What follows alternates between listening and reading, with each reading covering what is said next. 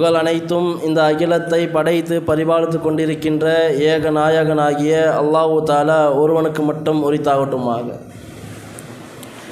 அவனுடைய சாந்தியும் சமாதானமும் இந்த அகிலத்திற்கு அனுப்பப்பட்ட இறுதி தூதர் முஹம்மது நபி ஸல்லல்லாஹு அலைஹி வஸல்லம் அவர்களின் மீதும், அவருடைய சொல் செயல் அங்கீகாரம் இது மட்டும் தன்னால் தன் வாழ்வில் இயன்றவரை கடைப்பிடித்து வாழ்ந்து மரணித்த அனைத்து நல் உள்ளங்களின் மீதும், இந்த கடமையான ஜும்மா தொழுகையை நபி வழிப்படி அமைத்து கொள்வதற்காக இங்கு ஒன்று குழுமியிருக்கும் நம்மவரின் மீதும் வல்ல ரஹ்மானுடைய சாந்தியும் சமாதானமும் என்று நிலவட்டுமாக.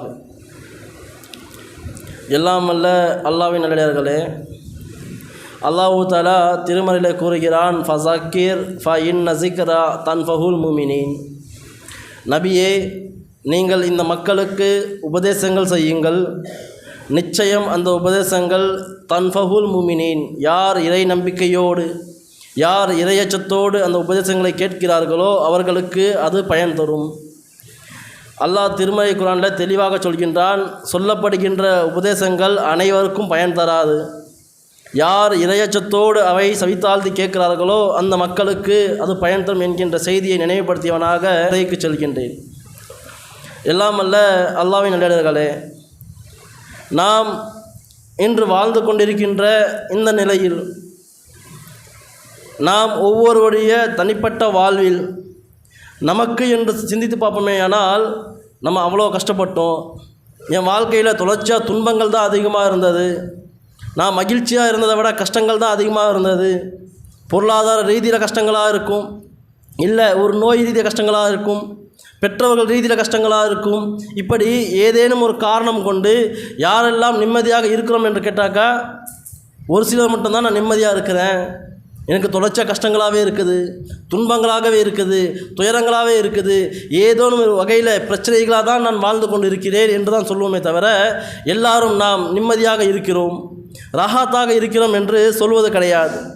அல்லாஹு தஆலா திருமறை குர்ஆனில் அல்லாஹ்வுடைய தூதருக்கு சொல்கிறான், லக்கத் கான ஃபீ கஸஸி இபாதிஹி, நாம் உங்களுக்கு இந்த திருமறை குர்ஆனிலே பல்வேறு வரலாற்று செய்திகளை சொல்லியிருக்கிறோம். அல்லாஹு தஆலா நமக்கு திருமறை குர்ஆன் கொடுத்துருக்கானா இல்லையா? இந்த குர்ஆனில் நபிக்கு சொல்கின்றான், நம்முடைய தூதருக்கு சொல்கின்றான், நாம் இந்த குர்ஆனில் பல்வேறு வரலாறு செய்திகள் சொல்லியிருக்கிறோம். என்ன வரலாறு? நபிமார்களுடைய வரலாறு சொல்லியிருக்கிறான். மூசா அலைஹிஸ்ஸலாம் எப்படியெல்லாம் வாழ்ந்தார், எப்படியெல்லாம் கஷ்டப்பட்டார், அவருக்கு எப்படியெல்லாம் தொந்தரவு வந்துச்சு, இறுதியில் வெற்றி அடைஞ்சாரா இல்லையா? இப்ராஹிம் அலைஹிஸ்ஸலாமுடைய வாழ்க்கை எப்படியெல்லாம் இருந்துச்சு, யூசுப் அலைஹிஸ்ஸலாமுடைய வாழ்க்கை எப்படியெல்லாம் இருந்துச்சு, அவர் எப்படி துன்பப்பட்டார், துயரப்பட்டார் என்று எல்லா நபிமாருடைய வாழ்க்கையும் அல்லாஹ் தஆலா திருமறையில் சொல்லிட்டு, இந்த வரலாறை நாம் உமக்கு சொல்கிறோம். எதற்கு என்றால் அல்லாஹ் சொல்கின்றான், அறிவுடைய மக்கள் இதில் படிப்பினை பெறுவார்கள். அல்லாஹ் தஆலா நினச்சிருந்தா நமக்கு குர்ஆன் கொடுத்துருக்கான் இல்லைங்களா? இந்த குர்ஆனில் நமக்கு கட்டளை மட்டும் சொல்லியிருக்கான், வா கீமுஸ்ஸலா, நீ தொழுகை நிலைநாட்டுப்பா, நீ மக்களை ஏமாத்தாத, ஒழுங்காக இருந்துட்டு கட்டளை மட்டும் சொல்லி நமக்கு அல்லாஹ் குர்ஆனை கொடுத்துருக்கலாம். ஆனால் அல்லாஹ் அத்தோடு நிறுத்தி கொள்ளாமல் பல்வேறு வரலாறு செய்திகள், இதற்கு முன்னால் என்ன நடந்தது, நம்முடைய தூதருக்கு முன்னாடி காலத்தில் என்னென்ன சம்பவம் நடந்தது, அவர்கள் எப்படி இந்த இறை நம்பிக்கை கொண்டு வாழ்ந்தார்கள், அவர்களுக்கு என்னதான் துன்பம் ஏற்பட்டது, எல்லாம் பட்டியல் போட்டு காட்டுறது தெரியுமா? இதிலே உங்களுக்கு படிப்பினை இருக்கிறது. என்ன தெரியுமா? எப்போது நீங்கள் அந்த படிப்பினையை பார்க்குறீங்களோ, நமக்கு என்ன துன்பம் வந்தாலுமே நாம் அல்லாஹ்வை தான் சார்ந்திருக்க வேண்டும், அல்லாஹ்வை தவிர யாரையும் சார்ந்திருக்கக்கூடாது என்ற எண்ணம் உங்கள் உள்ளத்தில் ஆழமாக இருக்குமேயானால் இறுதி வெற்றி உங்களுக்கு தான் வெற்றி என்று அல்லாஹ் தஆலா சொல்கிறான். முஹம்மதே, உங்களுக்கு படிப்பினை இருக்கிறது. அப்போ சிந்தித்து பாருங்கள், நமக்கு சொல்லப்பட்டுள்ள வரலாற்று செய்திகளிலே நாம் அந்த செய்திகளை எல்லாம் சிந்தித்து பார்த்தால் அந்த மக்கள் எந்த அளவுக்கெல்லாம் துன்பப்பட்டிருக்காங்க என்பதை நாம் ஒரு கணம் சிந்தித்து பார்த்தாக்கா நமக்கு ஏற்படுகின்ற பிரச்சனையெல்லாம் ஒரு பிரச்சனையே இல்லையே. அந்த மக்களுக்கு அந்த அளவுக்கு கொடுமை நடந்ததே, அந்த அளவுக்கு பாவங்கள் நடந்ததே, அந்த அளவுக்கு அழைக்கப்பட்டார்களே, அந்த நிலையெல்லாம் இன்று நாம் இல்லாமல் ராகத்தாக இருக்கிறோமே. அல்லான்னு சொன்னால் அடித்தாங்க, அப்பேற்பட்ட நிலை இருந்தது. இன்று அப்படி தானே இருக்கிறோமா? சிந்தித்து பாருங்கள். அந்த மாதிரியெல்லாம் துன்பம் நமக்கு கிடையாது. நமக்கு என்ன துன்பம்னாக்கா, காசு இல்லை, பணம் இல்லை, நிம்மதி இல்லை, இதுதான் துன்பம். ஆனால் அந்த சஹாபாக்களுக்கெல்லாம் அல்லான்னு சொன்னால் அடித்தாங்க. யா அல்லாஹ் மக்காவிலே பிரார்த்தனை செய்ய போனால், தொழுகைக்கு போனாக்கா அடித்தாங்க. அல்லாஹ்வுடைய தூதர் ஒரு தந்தை சொல்கிறாங்க, இப்னு அல் அராத் என்ற ஒரு சகோதரர் ரலியல்லாஹு அன்ஹு சொல்கிறாங்க, அல்லாஹ்வுடைய தூதரே மக்காவுக்கு அருகில் உட்காந்துருக்காங்க, காபத்துல்லாவுக்கு அருகில் உட்காந்துருக்கும் பொழுது அல்லாஹ்வுடைய தூதர் கேட்குறாங்க, மக்கத்து காஃபிர்களால் எங்களுக்கு ஏகப்பட்ட துன்பங்கள் ஏற்படுகிறது, ஏகப்பட்ட கஷ்டங்கள் ஏற்படுகிறது. எங்களுக்காக நீங்கள் அலா தஸ்தனிஹு லனா, இறைவா எங்களுக்காக நீங்கள் அல்லாஹ்விடத்தில் உதவி கேட்கக்கூடாதா? எங்களுக்காக நீங்கள் அல்லாஹ்விடத்தில் கையேந்தி பிரார்த்தனை பண்ண மாட்டீங்களா? நமக்கு இந்த நிலைமை இருக்குதுங்க. நாம் இந்த மார்க்கத்தை கடைபிடிப்பதற்கோ இந்த மார்க்கத்தை சொல்வதற்கோ அல்லான்னு சொல்வதற்கோ ஏதாவது சிரமங்கள் இருக்கிறதா என்றால் எந்த சிரமமும் கிடையாது. ஆனால் அந்த சஹாபாக்களுக்கெல்லாம் சிரமங்கள் இருந்தது. அல்லான்னு சொன்னால் அடித்தாங்க, தொழுகைக்கு வந்தால் அடித்தாங்க, காபத்துல்லால தொழ முடியாத ஒரு நிலை இருந்தது. அப்போது அந்த சஹாபாக்கள் போய் கேட்குறாங்க, அல்லாஹ்வுடைய தூதரே எங்களுக்காக நீங்கள் அல்லாஹ்விடத்தில் பிரார்த்தனை பண்ணுங்க, எங்களுக்காக நீங்கள் அல்லாஹ்விடத்தில் உதவி தேடுங்க, எங்களால் முடியலை. அப்படி சொன்ன உடனே அல்லாஹ்வுடைய தூதர் என்ன பண்ணார்? எப்போ ரொம்ப கஷ்டப்படுறியா, நான் பிரார்த்தனை பண்ண அப்படியே சொன்னார். இல்லையே, உங்களுக்கு முன்னாடி சமூக மக்கள் வாழ்ந்தார்கள், அந்த மக்களை யார் இந்த மார்க்கத்தை ஏற்றுக்கொள்ளாமல் இருந்தார்களோ அவங்க பண்ண கொடூரத்தை எடுத்து காட்டுறாங்க. ஒரு குழி தோண்டுவாங்க, ஒரு மனிதனை நிற்க வைப்பாங்க, கழுத்து வரைக்கும் மண்ணால் நிரப்பிட்டு ஒரு பெரிய ரம்பம், அந்த ரம்பத்தை கொண்டு வந்து தலையை இரண்டாக பிளப்பாங்க. குழி தோண்டி மண்ணில் புதைச்சிட்டாக்கா கை ஆட்ட முடியாது, கால் ஆட்ட முடியாது. அறுக்கும்போது வலியில் கத்துவோம் பார்த்தீங்களா, அந்த வலியை நம்ம அடித்தா ஏதாவது பண்ணி ஆட்டில் கையெல்லாம் அடி அந்த வலியை கொஞ்சமாக இது பண்ணலாம். ஆனால் மண்ணில் போட்டு புதைச்சிட்டு அறுக்கும் பொழுது நம்மால் அந்த வலியை கத்தி வெளிப்படுத்த முடியாது. அப்பேற்பட்ட கொடூரம். மார்க்கத்தை விட்டு போனாங்களா? மார்க்கத்தை கடைப்பிடிக்காமல் போனாங்களா? இல்லையே. பல்லுக்கு காய்ச்சப்பட்ட இரும்பு சீப்பை இருக்கும், அந்த சீப்பை எடுத்துக்கொண்டு தன்னுடைய முதுகில் தேய்ப்பாங்கன்னா அது இறைச்சியை கடந்து எலும்பை போய் சேரும், எலும்பு வரைக்கும் கோடி கிழிச்சிட்டே வரும். அப்பேற்பட்ட துன்பங்கள் எல்லாம் ஆளாக்கப்பட்டார்கள். அவங்க மார்க்கத்திலிருந்து விரண்டோடி போனார்களா? தொழுகைக்கு வராமல் இருந்தார்களா? அமல்கள் செய்யாமல் இருந்தார்களா? இந்த மார்க்கம் ரொம்ப சிரமமானதுப்பா, நான் அல்லாஹ்வை ஏற்றுக்கொண்டாக்கா எனக்கு எவ்வளோ கஷ்டம் வருதுன்ட்டு இந்த மார்க்கத்தை கடைப்பிடிக்காமல் போனாங்களா? கிடையாது. எந்த நிலை ஏற்பட்டாலும் நான் இந்த மார்க்கத்தில் தான் இருப்பேன், இதற்காக நான் உயிரை நீக்கவும் தயார்னு சொன்னாங்களே. இன்னும் நம்ம நிலையை ஒப்பிட்டு பாருங்கள். நம்ம யாராவது எப்பா நீ தொழுகைக்கு வரலனாக்கா அடிக்கக்கூடிய, தொழுகைக்கு வந்தாக்கா அடிக்கக்கூடிய ஆள் இருக்கிறாங்களா? தொழுகைக்கு வரல கஷ்டமாக இருக்குன்னு சொல்கிறோமா? துன்பங்கள்னாக்கா பொருளாதார துன்பம் இருக்கும், பொருளாதாரத்தினால் நிம்மதி இல்லாமல் இருக்கும், குடும்பத்தில் நிம்மதி இல்லாமல் இருக்கும். என்ன காரணம்? ஒரே காரணம். சிந்தித்து பாருங்கள். அல்லாஹ் தஆலா திருமறை மிக அழகாக சொல்கின்றான். என்னது? மனிதனுடைய உள்ளங்கள் அல்லாஹ்வின் நினைவால் தான் அமைதி உறுகின்றன. மக்களே, நீங்கள் அமைதியை தேடி காசு தேடி ஓடுவீங்க. காசு தான் நிம்மதியாக இருக்கலாம், பணம் இருந்தால் நிம்மதியாக இருக்கலான்ட்டு நாம் செல்வத்தை தேடி ஓடுவோம், குடும்பத்தை தேடி ஓடுவோம். ஏன்? அங்கே தான் நிம்மதியாக இருக்கலாம். இல்லை ரொம்ப மனசு கஷ்டமாக இருக்குது, ஒரு 2 நாள் சுற்றுலா போயிட்டு வந்துடலாம், நம்ம போய் நிம்மதியாக இந்த உலக வாழ்க்கையை மறந்துட்டு 2 நாள் ஜாலியாக இருந்துட்டு வந்தோம், போயிட்டு வருவோம். இப்படியெல்லாம் போனால் நிம்மதி கிடைக்குமானா? கிடைக்காது. அல்லாஹ் சொல்கின்றான், உங்களின் உள்ளத்திற்கு அமைதி எங்கேயுமா இருக்குது? அல்லாஹ்விடம் உள்ளது. கவனத்தில் கொள்ளுங்க, உண்மையாகவே அல்லாஹ்விடத்தில் தான் அமைதி இருக்கிறது. நம்ம கஷ்டம் சொல்கிறோமே, என்னைக்காவது கஷ்டப்படும் பொழுது அல்லாஹ்விடத்தில் இறைவா என் கஷ்டத்தை நீக்கி கொடு, என் பாவத்தை மன்னிச்சு கொடு, என்னுடைய நிலையை மாற்றி கொடு கேட்குறோமா? கிடையாது. அல்லாஹ்வுடைய நினைப்பு நமக்கு எப்போதுமே வரும்? ஜும்மானா வந்துடும். இன்றைக்கி ஜும்மாப்பா, நம்ம பள்ளிக்கு போகணுமே, பள்ளிக்கு போகாட்டி கீஜி ஜும்மாக்கு போய் ஆய நீனா அப்படி கேட்டுருவாங்களே. கயருக்கும் கேட்பாங்க, ஏப்பா வெள்ளிக்கிழமை ஆச்சு தொழுகைக்கு போலியா? இதெல்லாம் கேள்விப்படணுமே என்ற எண்ணத்தில் நம்ம பள்ளிக்கு வரக்கூடியவர்களாக இருக்கிறோம். சிந்தித்து பாருங்கள். அல்லாஹ் நம்மையெல்லாம் படைத்தது பற்றி சொல்லும் பொழுது, அல்லஸீ கலக்கல் மௌத் வல் ஹயாத், நாம் உங்களை படைத்தது, உங்களிடத்திலேயே வாழ்வையும் மரணத்தையும் படைத்திருக்க பார்த்தீங்களா? எதற்கு தெரியுமா? லி எபுலுவன்னக்கும் ஐயுக்கும் அக்ஸனு அமலா, உங்களிலே சிறந்த செயலுக்குரியவர் யார் என்பதை சோதிப்பதற்காக. எதற்காக? நம்மிலே சிறந்த செயலுரியவர் யார் என்பதை சோதிப்பதற்காக. அல்லாஹ் இந்த அளவுக்கு தெளிவாக சொல்லிட்டான், உன்னிடத்தில் சிறந்த செயல் என்ன இருக்குது சொல்லுப்பா அப்படின்ட்டு. சிந்தித்து பாருங்கள். நாம் இதுவரை நம்ம வாழ்ந்தோமே, இந்த வாழ்க்கையில் நம்மிடத்தில் உள்ள சிறந்த செயல்கள் என்ன? ஒன்று சொல்லிக்கலாம். என்னது? லா இலாஹா இல்லல்லாஹ் முஹம்மது ரசூலுல்லாஹ். நான் அல்லாஹ்வுக்கு இணை வைக்க மாட்டேன், அல்லாஹ்வை தவிர யாரையும் வணங்க மாட்டேன், முகமது தான் தூதர் என்று ஏற்றுக்கொண்டேன். ஆனால் அவரை நடைமுறைப்படுத்துகிறோமா? அவர் சொன்னாடி போய் நம்ம வாழ்க்கை அமைச்சிக்கிறோமானா? கிடையாது. அதனால் அடிப்படை நம்ம வாழ்க்கை போகுமானா? கிடையாது. அல்லாஹ் மூமின்களை பார்த்து திருமண கேட்குறான், அஹஸபுன்னாஸ், அஹசபுன்னாஸ், என்ன நினச்சிருக்கீங்க நீங்கள் மனிதர்களே, என்ன நினச்சிருக்கீங்க கேட்டு அல்லாஹ் சொல்கிறான், இன்ன எத்தனை கூன இலா யக்கூலு ஆமன்னா, நீங்கள் நம்பிக்கை கொண்டு விட்டால் என்னை தவிர வணங்குவதற்கு தகுதியானவன் யாரும் இல்லைன்னு நம்பிட்டீங்க அப்படின்னா சும்மா விட்டுருவானா? அல்லாஹ் கேட்குறாங்க நம்மளை பார்த்து, எப்பா வணங்குவது தகுதியானவன் என்னை தவிர யாரும் இல்லை என்று ஏற்றுக்கொண்டா என்றால் உனக்கு எல்லா வசதியும் செஞ்சு தந்துடுவோனா? எப்போ நீ லா இலாஹா இல்லைன்னு சொன்னியோ அப்போது தான் உனக்கு பிரச்சனை ஆரம்பிக்குது. அது வரைக்கும் தொந்தரவு இல்லைங்களாங்க. லா இலாஹா இல்லைன்னு சொல்லனாக்கா நம்ம இந்த உலகத்தில் வாழ்றது சிரமம் இருக்கா? நமக்கு வாழ்கிறோமே இந்த பூமியில் லா இலாஹா இல்லல்லா எல்லா கடவுளும் ஒன்று தான் சொன்னாக்கா நமக்கு எதாவது பிரச்சனை இருக்குதா? எந்த பிரச்சனையும் கிடையாது. எப்போது நான் அல்லாஹ்வை தவிர யாரையும் வணங்க மாட்டேன் என்று சொல்கிறோமோ அங்கு தான் பிரச்சனை ஆரம்பிக்குது. ஆமாவா இல்லையா? அல்லாஹ் தெளிவாக கேட்குறான், நம்பிக்கை கொண்டோம் என்று கூறியதன் காரணமாக உங்களை சோதிக்காமல் விட்டுருவோன்னா சோதனை ஆரம்பிக்கிறதே அங்கே தான். அப்போ சிந்தித்து பாருங்கள், நாம் இதுவரை நம்ம வாழ்க்கையில் என்ன சோதனை அனுபவிச்சிருக்கிறோம், எந்த அளவுக்கு இந்த மார்க்கத்துக்காக கஷ்டப்பட்டுருக்கிறோம். நாம் இந்த மார்க்கத்துக்கு வந்தது எதற்காக? நாளை மறுமையில் சொர்க்கம் செல்ல வேண்டும், அதுதான் நம்ம இலக்கு. அல்லாஹ் கேட்குறாங்க திரும்ப, அம் அசிபத்தும் அம் ததுக்குள் ஜன்னா, எப்பா உன் முன் சென்ற சமுதாய மக்கள் பட்டாங்கள கஷ்டங்கள் துயரங்கள் அதுபோல் எதுவுமே அனுபவிக்காமல் மிக இலகுவாக சொர்க்கம் போல நினைக்கிறியா? லா இலாஹா இல்லல்லாஹ் முஹம்மது ரசூலுல்லாஹ் சொல்லிட்ட சொர்க்கத்துக்கு இலகுவாக போல நினைக்கிறியா? உன் முன் சென்ற சமுதாய மக்கள் பல்வேறு துன்பங்களுக்கு ஆளானார்கள், துயரங்களுக்கு ஆளானார்கள். அதுபோல் எந்த ஒரு துன்பமும் இல்லாமல் மிக இலகுவாக சொர்க்கம் செல்ல ஆசைப்படுறியா நீ? அதை கேட்டு அல்லாஹ் சொல்கிறான், அவர்களுக்கு வறுமை ஏற்பட்டது, துன்பம் ஏற்பட்டது. அல்லாஹ்வை மென்ஷன் பண்ணி சொல்கிறான். சிந்தித்து பாருங்கள், ஒரு சமுதாய மக்களுக்கு அல்லாஹ் சொல்கிறான், எப்பா எந்த ஒரு கஷ்டமும் இல்லாமல் மிக இலகுவாக நீ சொர்க்கம் சென்று விடலாமா?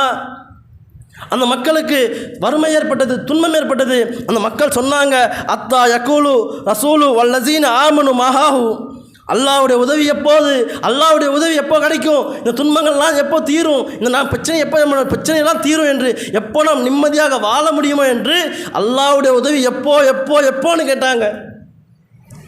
நம்மளுடைய நிலையை ஒப்பிட்டு பாருங்களேன். என்னைக்காவது அல்லாஹ்வுடைய உதவி வந்தால் தான் இந்த பூமியில் வாழக்கூடிய நிலை இருக்குன்னு நினச்சிருக்கோமா? அல்லாஹ்வுடைய உதவி இல்லைனாக்கா நாம் இந்த பூமியில் நிம்மதியாக வாழ முடியாதுன்னு எண்ணி பார்த்துருப்போமாங்க? இறைவனை ஏற்றுக்கொண்டோம், மாற்று கருத்து கிடையாது. அல்லாஹ் தான் இறைவன், ஏற்றுக்கொண்டோம். ஆனால் அல்லாஹ்வுடைய உதவி வந்தால் தான் நான் இன்று வாழ முடியும் என்ற எண்ணம் இருக்குது நமக்கு கிடையாது. ஏன்? பொருளாதாரம் இருக்குது, தேவையான சம்பாதிச்சுக்கிறோம், இந்த உலகத்துக்கு தேவையான அனைத்து நம்ம சம்பாதிச்சு வாங்கிக்கிறோம். அதனால் அல்லாஹ்வுடைய உதவி என்ன என்பதை பற்றி கவலை இல்லாமல் இருக்கிறோம். அல்லாஹ் சொல்கிறான், எப்பா அந்த மக்கள் துன்பப்பட்டாங்க, துயரப்பட்டாங்க, வறுமையில் இருந்தாங்க, அல்லாஹ்வுடைய உதவி எப்படா கிடைக்கும், இறைவா எனக்கு உதவி பண்ணுன்ட்டு அந்தளவு சங்கடத்தில் இருந்தாங்களே, நம்பிக்கை கொண்ட மக்கள் இருந்தார்களே, அல்லாஹ் சொல்கின்றான் அந்த அளவுக்கு அவங்க அலைக்கழிக்கப்பட்டார்கள். அப்போ அல்லாஹ் சொல்கிறான், கவனத்தில் கொள்க, அல்லாஹ்வின் உதவி மிக அருகில் உள்ளது. ஆனால் நம்ம இந்த துன்பம் சொல்கிறோம், துயரம் சொல்கிறோம். எந்த அளவுக்கு அந்த துன்பத்தை உணரோனாக்கா, எந்த அளவுக்கு அந்த கஷ்டத்தை உணரோனாக்கா அந்த கஷ்டம் தீர்ந்துருச்சா? ஒருத்தருக்கு பொருளாதார இழப்பு ஏற்படுகிறது, ரொம்ப கஷ்டமாக இருக்கிறாரு, உடனே வட்டிக்கு கடன் வாங்கிட்டாக்கா அந்த பிரச்சனை முடிஞ்சு போச்சு. அல்லாஹ்வோட நினைவு இல்லை, அல்லாஹ்வோட பயம் இல்லை, வட்டி பக்கம் போயாச்சு. அல்லாஹ் தடுத்துருக்கிறான். இந்த சோதனையை நம்ம எடுக்காமல் அல்லாஹ் நமக்கு சோதனை கொடுக்குறான். வருமானம் இல்லாமல் நம்ம சோதனை படுத்துகிறான். நாம் வட்டிக்கு போயிடக்கூடாது என்பதுதான் அல்லாஹ்வோட கான்செப்ட். அல்லாஹ் நம்ம சோதிக்கிறான். நாம் இப்போ வட்டிக்கு போயிட்டு நம்மளுடைய நிலையை சீராக்குறோமா, இல்லை நம்ம கொஞ்சம் பொறுமையாக இருந்து நம்ம நிலை சீராகும், அல்லாஹ் நம்ம காப்பாற்றுவோம் என்று அந்த நிலைக்கு மாறுறோம்னாக்கா நம்மளால் தாக்கு பிடிக்க முடியதில்லைங்க. ரொம்ப கஷ்டமாக இருக்குது. மக்களெல்லாம் இலக்காரமாக பார்க்குறாங்க, என்ன இப்படி ஆகிப்போச்சு அப்படி ஆகிப்போச்சு பேசிடுவாங்கன்ட்டு உடனடியாக வட்டிக்கு போகிறோம். நம்ம பொருளாதார நம்ம சீராக்குறோம். சிறிது காலம் வட்டி கட்டிட்டு அப்படியே வாழ்ந்து கொண்டு இருக்கோமா இல்லையா? சிந்தித்து பாருங்கள், நாம் எந்த அளவுக்கு இறைச்சத்தோடு வாழ்கிறோம். ஒரு துன்பம் ஏற்பட்ட உடனடியாக தீர்வு என்ன, அதெல்லாம் தேடுறோம். அல்லாஹ் திரும்ப அழகாக கேட்குறான், நபுலுவன்னக்கும் பிஷைஇன் மின் கௌஃப், நாம் உங்களை சோதிப்போம். எப்படி தெரியுமா? ஓரளவு அச்சத்தை கொண்டு ஒரு பயத்தை கொடுப்போம். ஒரு பெரும் நோய் வந்துடும், அந்த நோயினால் நாம் இறந்து விடுவோமோ, நம்ம உயிர் போயிடுமோ, நம்மளால் ஒன்றும் பண்ண முடியாதோ, இந்த உலகத்தில் இது வரைக்கும் நம்ம வாழ்ந்தோமே, நடந்தோமே, திரிஞ்சோமே, அந்த மாதிரி மீண்டும் பழைய வாழ்க்கை வாழ முடியாமல் போயிடுமோ, ஒரு பயம், பெரும் பயமாக இருக்கும். ஏதோ ஒரு ஆபத்து, வண்டியில் போகிறோம், ஒரு ஆக்சிடெண்ட்டு, கை கால் நடக்க முடியாமல் போயிடுச்சு, மனசு அடிக்கும், ஐயோ இது வரைக்கும் ஒரு வாழ்க்கை வாழ்ந்தோமே, மக்கள் மத்தியில் கம்பீரமாக போனோமே, அந்த மாதிரி நடக்க முடியாமல் போயிடுமோ. உயிர் போயிடுமோ என்கின்ற ஒரு பயத்தை கொடுத்து சோதிப்போம். அப்போ நீ என்ன பண்ணுற? அல்லாஹ் என்னை காப்பாற்றுவான், அல்லாஹ் இந்த விதி நம்ம ஈமான் நம்பிக்கை கொண்டு இருக்கோம், விதியின் அடிப்படையில் அனைத்தும் தீர்மானிக்கப்பட்டது தான், இது எனக்கு ஏற்படும் என்று அல்லாஹ் முன்கூட்டி சொல்லியிருக்கிறான், நான் செய்திருக்கிறான், அதுதான் நடக்குது என்று ஏற்றுக்கொள்வோமா? ஐயோ எனக்கு இப்படி ஆகிப்போச்சு, நான் என்ன பாவம் பண்ணேன், அல்லாவுக்கு கண் இல்லையா, அல்லாஹ் பார்க்க மாட்டானா, எப்போ எல்லாம் அநியாயம் பண்ணுறான், என்ன அக்கிரமம் பண்ணுறான், அவன் நிம்மதியாக வாழ்கிறானே, நான் லா இலாஹ இல்லல்லாஹ் முஹம்மது ஸல்லல்லாஹு அலைஹி வஸல்லம் சொல்லியிருக்கேனே, ஒழுக்கமாக வாழ்கிறேனே, எனக்கு இந்நிலையா என்று புலம்புவார்கள். நமக்கு ஏற்பட்ட அந்த துன்பத்தில் ஒரு பயம் ஏற்படுது, ஒரு நோய் ஏற்படுது. நாம் அந்த நிலையில் பொறுமையாக இருந்து அல்லாஹ் எனக்கு நாடி இருக்கிறான் என்றாக இருந்தாலும் ஒரு நாள் நான் மரண சுவைத்தை தான் தீர வேண்டும், அல்லாஹ் என் நாடி இருக்கான்ப்பா, அந்த எண்ணம் வருதாங்க. மேலும் அல்லாஹ் சொல்கின்றான், வல்ஜூ, பசியை கொண்டு சோதிப்போம். உங்களுக்கு உணவே இல்லாமல் ஒரு பசி இருக்கும், சாப்பிட முடியாமல் இருக்கும், சாப்பாடு இல்லாமல் இருக்கும். அந்த பசியில் எனக்கு பசிக்குது என்னடா பண்ணுறது, அந்தளவுக்கு சோதனைகளாக இருக்கும். மேலும் அல்லாஹ் சொல்கிறான், வா நக்ஸிமின் அம்வால், உங்கள் செல்வங்கள்லாம் நம்முடைய பொருளாதாரமெல்லாம் இருக்கும், நம்ம சம்பாதிச்சு வச்சுருப்போம், பெரிய வீடு வச்சுருப்போம், பெரிய இடியோ இல்லை ஒரு பூகம்பமோ ஒரு ராக்கெட் யாரும் போட்டாச்சு, நம்ம பார்க்குறோம்ல பாலஸ்தீனில் எந்த அளவுக்கெல்லாம் பில்டிங் தலைமட்டமாக்கப்பட்டு அந்த மக்கள் எப்படியெல்லாம் அலங்கரிக்கப்படுறாங்க, அது போன்ற நிலை ஏற்பட்டுருச்சு. நம்முடைய அனைத்து பொருளாதாரமும் போயிடுச்சு, ஒன்றுமே நம்ம கையில் ரோட்டில் நிற்கிறோம். அந்த நிலையில் நாம் என்ன பண்ணுவோம்னாக்கா, ஐயோ என் பொருளாதாரம் போயிடுச்சு, என் சம்பாதிச்சதெல்லாம் போயிடுச்சு, என் வாழ்க்கை அவ்வளோதான் காலி, நீ ஒன்றுமே இல்லை, இது வரைக்கும் சம்பாதிச்சு அனைத்தும் போயிடுச்சேன்ட்டு புலம்பு தள்ளுவோம். அல்லாஹ் சொல்கிறான், அதையும் உனக்கு நான் சோதனையாக வச்சுருக்கிறேன்.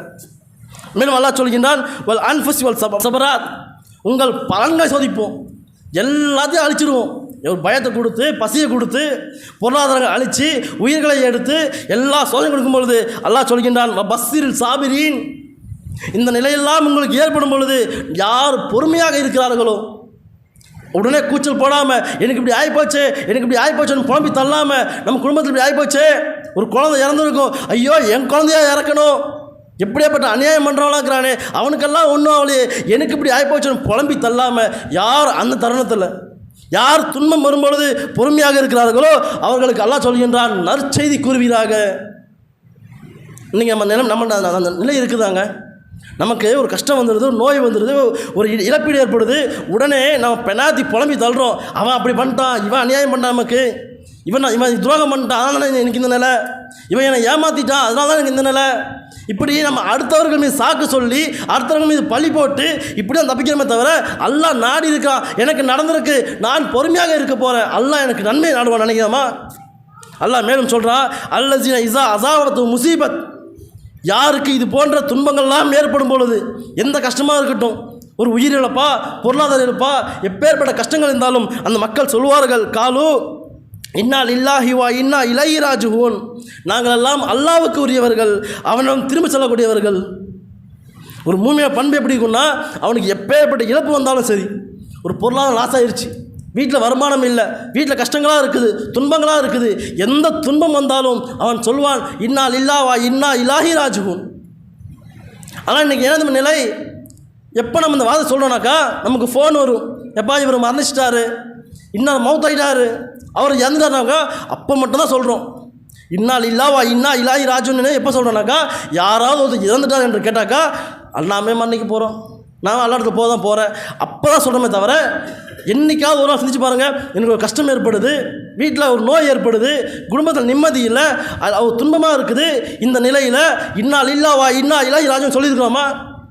அல்லாஹ் சொல்கிறான், குர்ஆனில் சொல்கிறான், எந்த துன்பம் ஏற்பட்டாலும், எந்த துயரம் ஏற்பட்டாலும், எந்த இழப்பு ஏற்பட்டாலும், உண்ண உணவு இல்லையா, உடனே சொல்லுங்கள், இன்னா லில்லாஹி வா இன்னா இலைஹி ராஜிஊன்.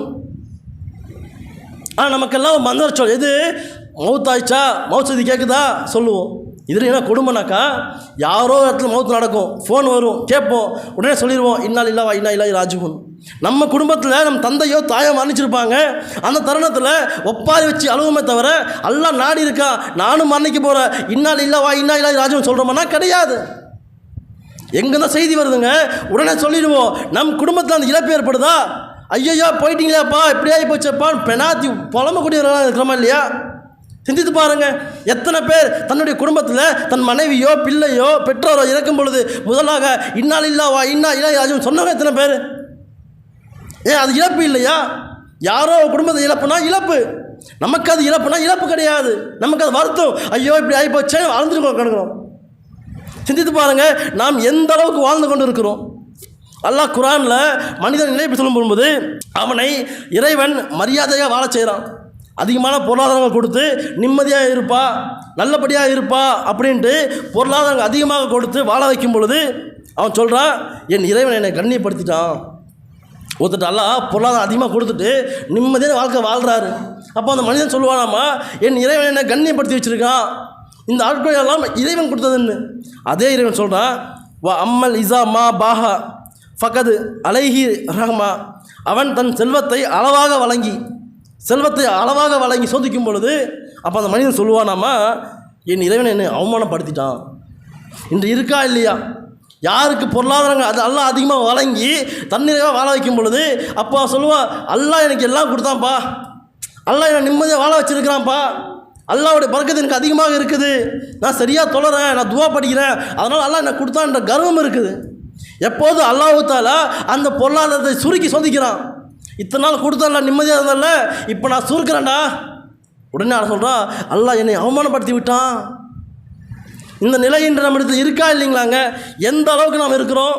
அல்லாஹ் நம்மை பற்றி அனைத்து விஷயங்களுமே குர்ஆனில் சொல்லியிருக்கான். எப்பா நீ இப்படியெல்லாம் இருப்பா, இப்படி இருக்கக்கூடாது, நாம் எப்படி இருக்க வேண்டும், எப்படி இருக்கக்கூடாது என்று அல்லாஹ் தஆலா மிக அழகாக சொல்லியிருக்கிறான். ஒன்றுமே இல்லைங்க, நாம் ஈமானை ஏற்றுக்கொண்டு நாம் நல்லபடியாக வாழ்ந்தாக்கா நமக்கு ஏற்படுகின்ற எந்த ஒரு துன்பமாக இருந்தாலுமே சரி, அல்லாஹ் அதுக்கு சொல்கிறான், உங்களுக்கு நான் அதற்காக பாவங்களை மன்னிக்காமல் இல்லை. ஒரு மனிதன் இந்த பூமியில் வாழும் பொழுது எத்தனையோ பாவங்கள் பண்ணுவான், அதற்கு அளவே கிடையாது. ஆனால் அல்லாஹ் சொல்கிறான், நீ முஸ்லீமாக இருக்கிற, லா இலாஹா இல்லல்லாஹ் நம்ம உறுதியாக இருக்கிற, உனக்கு ஒரு கஷ்டம் ஏற்படுது, உன் காலிலே குத்துகின்ற ஒரு முள் உட்பட, சாலையில் நடந்து போகிறோம், ஒரு காலில் முள் குத்துது, இல்லையா ஒரு கல் அடிபடுது, இந்த மாதிரி எந்த ஒரு சின்ன ஒரு வேதனை உனக்கு வந்தாலும் சரி, சின்ன வேதனை இருக்கும். இல்லை நம்ம நடந்து போகிறோம், ஏதோ வேலை செய்கிறோம், திடீர்னு கை கீழே விழுந்து அடிபடும், கை அடிபடுது.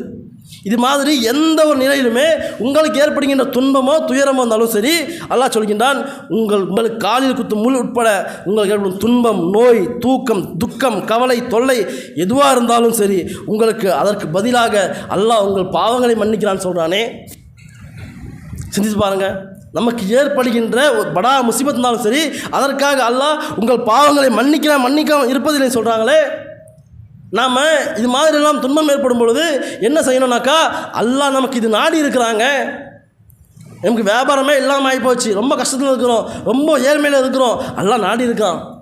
நம்ம இனி இப்படி தான் வாழ போகிறோம், அதான் நாடி இருக்கிறான். இறைவன் நாடினால் மாற்றுவோம் என்ற எண்ணம் வந்து பொறுமையாக இருக்கணும். அந்த நேரத்தில் இன்னா லில்லாஹி இன்னா இலைஹி ராஜிஊன் சொல்லக்கூடியவர்களாக இருக்கணும். மேலும் அல்லாஹ் சொல்கின்றான், அல்லாஹ் சொல்கிறாங்க, மூமின்களுக்கு அல்லாஹ் தஆலா ஒரு வாக்குறுதி கொடுக்குறான். யார் மூமின்களாக இருக்கிறாங்களோ அவங்களுக்கு அல்லாஹ் தஆலா ஒரு வாக்குறுதி கொடுக்குறான். என்ன வாக்குறுதி? இறை நம்பிக்கையுடைய ஆணும் இறை நம்பிக்கையுடைய பெண்ணும் தமது விஷயத்தில், தமது பிள்ளைகள் விஷயத்தில், தமது செல்வங்களில் தொடர்ந்து அவர்களுக்கு துன்பம் உட்பட்டு கொண்டே இருக்கும்.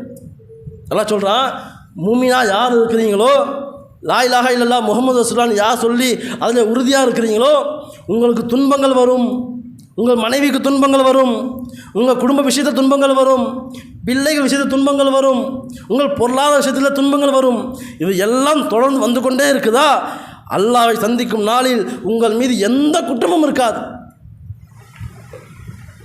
யாருக்கு துன்பங்கள் தொடர்ந்து வந்துக்கிட்டே இருக்குதோ, கஷ்டங்கள் வந்துகிட்டே இருக்குதோ, நம்ம நினைப்போம் கஷ்டங்கள் வந்துக்கிட்டே இருக்குது, அல்லாஹ் போதுமானவன், அல்லாஹ் போதுமானவன் என்ற எண்ணத்தில் யார் வாழ்கிறாங்களோ, அல்லாஹ் சொல்கிறான், எப்பா நான் உனக்கு பல துன்பங்கள் கொடுத்தேன், பல துயரங்கள் கொடுத்தேன், எல்லா நிலையிலும் பொறுமையாக இருந்த, என்னை சார்ந்திருந்த, நீ மறுமையில் வரவில்லையா, உன்னிடத்தில் எந்த குற்றமும் இருக்காதுப்பா.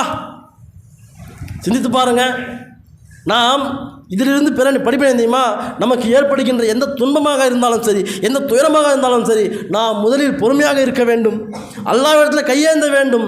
இறைவா இன்னா லில்லாஹி இன்னா இலைஹி ராஜிஊன் என்கின்ற அந்த துவாவை அதிகமாக சொல்லக்கூடியவர்களாக நாம் அமைய வேண்டும் என்று கூறி என்னுடைய உரையை முடித்துக் கொள்கின்றேன். வாக்கி தவானா அல்ஹம்துலில்லாஹி ரப்பில் ஆலமீன்.